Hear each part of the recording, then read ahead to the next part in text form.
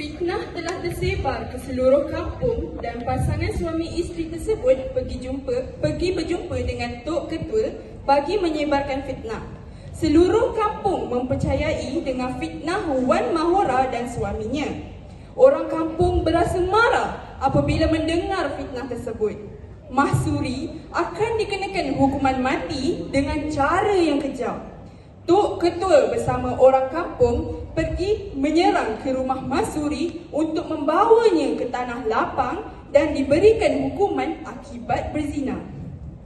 Weh, gagah lambat ah. Hei. Assalamualaikum Tok. Tok ada rumah tak? Oh, sat. Tu nak buka pintu tak? Buka pintu. Oh. Oh, main masuk lu. Masuk Tok, orang buka kasut dulu. Buka. Hei, buka kasut. Masuk. Eh, Tok. Oh, main dulu. Tak ada duk lah Tok, oi. Ni cerita panas Tok. Ni dengar ni Tok.